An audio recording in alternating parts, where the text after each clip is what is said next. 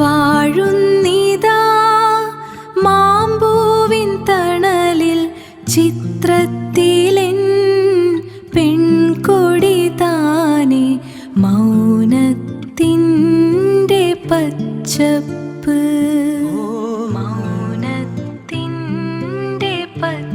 നഗരത്തിൻ്റെ തിരക്കുകളിൽ നിന്ന് മാറി മലനിരകളുടെ താഴ്വരയിലുള്ള ഒരു ചെറിയ വീട്ടിലായിരുന്നു മീര താമസിച്ചിരുന്നത്.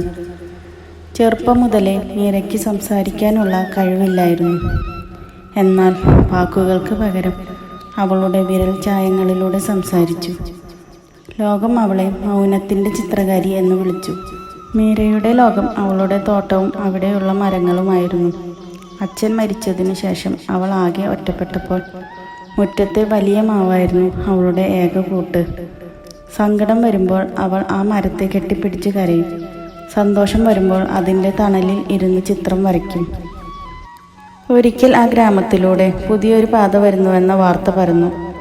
നിർഭാഗ്യവശാൽ ആ പാത കടന്നു പോകേണ്ടത് മീരയുടെ വീടിനും ആ വലിയ മരത്തിനും മുകളിലൂടെയായിരുന്നു. മരം മുറിച്ചു മാറ്റാൻ ഉദ്യോഗസ്ഥർ എത്തിയപ്പോൾ മീര തകർന്നുപോയി. അവൾക്ക് ശബ്ദമുയർത്തി പ്രതിഷേധിക്കാൻ കഴിയില്ലായിരുന്നു. അവൾ തൻ്റെ മുറിയിലേക്ക് ഓടിക്കയറി വാതിലടച്ചു.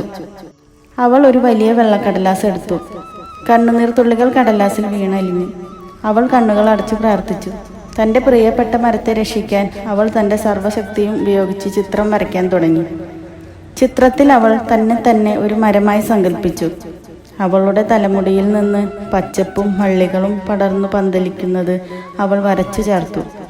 ചിത്രം പൂർത്തിയായപ്പോൾ അത്ഭുതം സംഭവിച്ചു. അവളുടെ മുറിയിൽ നിന്ന് ഒരു ദിവ്യമായ ഗന്ധം പുറത്തു വന്നു. പുറത്ത് മരം മുറിക്കാൻ വന്നവർ സ്തംഭിച്ചു നിന്നുപോയി. മീര വരച്ച ആ ചിത്രത്തിലെ പച്ചപ്പ് അവളുടെ ജനാലയിലൂടെ പുറത്തേക്ക് പടർന്നു. വീടിന് ചുറ്റും കാരിരുമ്പ് പോലെ ശക്തമായ വള്ളിച്ചെടികൾ ഒരു കവചം തീർത്തു.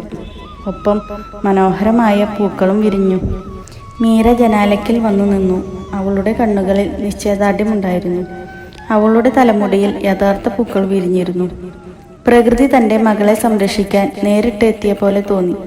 ആ കാഴ്ച കണ്ട ഉദ്യോഗസ്ഥർ ഭയത്തോടും അത്ഭുതത്തോടും കൂടി അവിടെ നിന്ന് മടങ്ങിപ്പോയി. പിന്നീട് ആരും ആ വഴി വന്നില്ല. മീരയുടെ വീടും ആ മരവും ഇന്നും അവിടെയുണ്ട്. അവൾ ഇപ്പോഴും ജനാലയ്ക്കിലിരുന്ന് ചിത്രം വരയ്ക്കുന്നു. വാക്കുകളില്ലാത്ത ആ പെൺകുട്ടി തൻ്റെ ചിത്രങ്ങളിലൂടെ ഇന്നും ലോകത്തോട് പറയുന്നു, നമ്മൾ പ്രകൃതിയെ സ്നേഹിച്ചാൽ പ്രകൃതി നമ്മളെ ഒരിക്കലും കൈവിടില്ല.